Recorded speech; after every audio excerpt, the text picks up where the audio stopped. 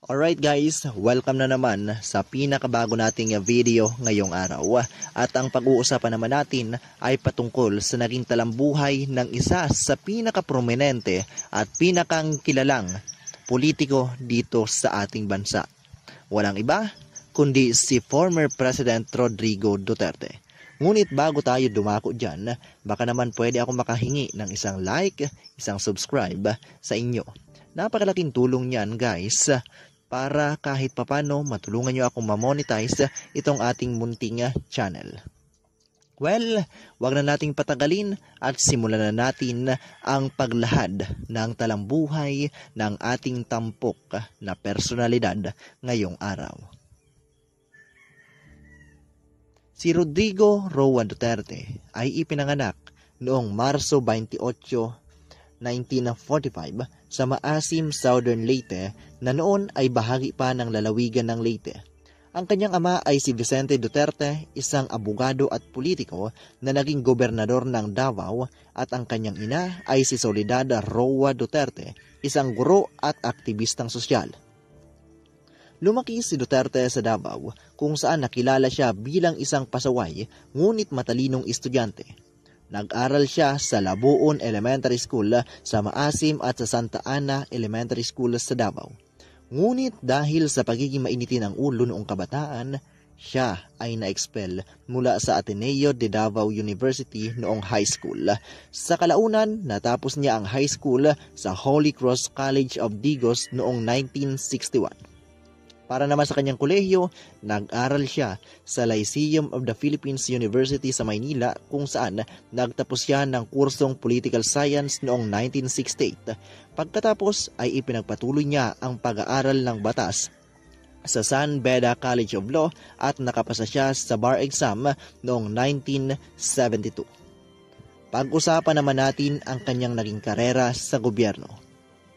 Matapos pumasa sa bar exam, nagsimula siyang magtrabaho bilang isang piskal or prosecutor sa Davao City noong 1977. Dito nakilala siya bilang mahigpit sa pagsugpo ng krimen, partikular na laban sa droga, smuggling at korupsyon.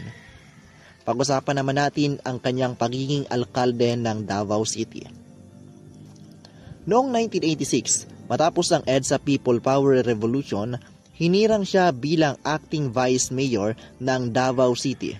Pagkatapos ay tumakbo siya bilang alkalde noong 1988 at siya ay nanalo. Sa kanyang pamamahala, nakilala siya sa kamay na bakal na pamumuno. Naging agresibo siya sa paglaban sa kriminalidad kaya't bumaba ang crime rate ng Davao. Dahil dito, tinawag siyang The Punisher ng media. Nagsilbi siya bilang alkalde sa kabuuang 22 na taon, mula 1988 hanggang 1998, 2001 to 2010 at 2013 to 2016. Sa ilalim ng kanyang liderato, naging isang model city ang Davao pagdating sa disiplina, kaayusan at seguridad. Ilan sa mga patakaran niya bilang mayor ay ang mga sumusunod. Una ay ang liquor ban. May curfew ang pagbenta ng alak. Sumunod ay ang anti-smoking law. Mahigpit na ipinagbabawal ang paninigarilyo sa mga pampublikong lugar. Sunod ay ang speed limit. May speed limit sa mga pangunahing lansangan para mabawasan ang mga aksidente. Sunod ay ang libreng serbisyo. Nagbigay ng libreng edukasyon, gamot at transportasyon sa mga mahihirap. Pag-usapan naman natin ang kanyang naging karera bilang Pangulo ng Pilipinas mula 2016 hanggang 2022. Matapos ang matagumpay niyang panunungkulan bilang alkalde, tumakbo siya sa pagkapangulo noong 2016 sa ilalim ng PDP Laban, kung saan nanalo siya sa halalan sa pamamagitan ng 16.6 milyong boto, ang pinakamataas na bilang ng boto sa kasaysayan ng Pilipinas noong panahong iyon. Samantala, ang kanyang mga programa at pulisiyang ipinatupad habang siya ay presidente ng Pilipinas ay ang sumusunod. Number 1 ay ang gyera laban sa droga. Isa sa kanyang pinaka-kontrobersyal na kampanya ay ang pagsugpo sa droga. marami ang sumuporta rito, ngunit naging sentro ito ng batikos dahil sa aligasyon ng paglabag sa karapatang pantao. Sumunod ay ang Build, Build, Build program, isang malawakang programa sa infrastruktura na nagpatayo ng mga kalsada, tulay, paliparan at iba pa upang mapaunlad ang ating ekonomiya. Sunod ay ang libreng edukasyon. Nilagdaan niya ang batas para sa libreng tuition fee sa mga pampublikong kolehiyo at universidad. Sumunod ay ang Bangsamoro Organic Law. Isa sa pinakamalaking tagumpay ng kanyang administrasyon ay ang pagbuo ng Bangsamoro Autonomous Region in Muslim Mindanao or mas kilala sa tawag na BARM na nagbigay ng mas malaking otonomiya sa rehiyon. Sumunod ay ang pandemya ng COVID-19. Noong 2020, hinarap ng kanyang administrasyon ang matinding hamon ng COVID-19. Nagpatupad siya ng lockdowns at quarantine measures upang mapigilan ang pagkalat ng virus. Pag-usapan naman natin ang kanyang buhay matapos ang pagkapangulo. Matapos ang kanyang termino noong June 30, 2002, bumalik siya sa pribadong buhay sa Davao.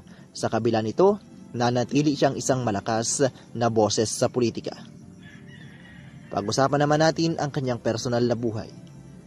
Si Duterte ay may 3 anak sa kanyang unang asawa na si Elizabeth Zimmerman, sina Paulo Duterte, dating Vice Mayor ng Davao City, si Sara Duterte na dating Mayor ng Davao at naging Vice Presidente ng Pilipinas sa kasalukuyan. Sunod ay si Sebastian Baste Duterte na kung saan siya ang kasalukuyang Mayor ng Davao City. Mayroon din siyang anak kay Hanelet Avincenia, si Veronica Kitty Duterte. Siya ay kilala sa kanyang prangkang pananalita, pagmamahal sa motorsiklo at pagiging simple kahit noong siya ay pangulo na. Well, in conclusion, si Rodrigo Roa Duterte ay isang makapangyarihan at kontrobersyal na leader na nag-iwan ng malalim na epekto sa politika ng Pilipinas. Sa kanyang pamumuno, pinatibay niya ang kampanya laban sa droga, pinahusay ang infrastruktura at pinanatili ang seguridad sa bansa. Bagamat maraming bumabatikos sa kanyang estilo ng pamamahala, hindi maikakaila na iniwan niya ang isang tatak sa kasaysayan ng Pilipinas.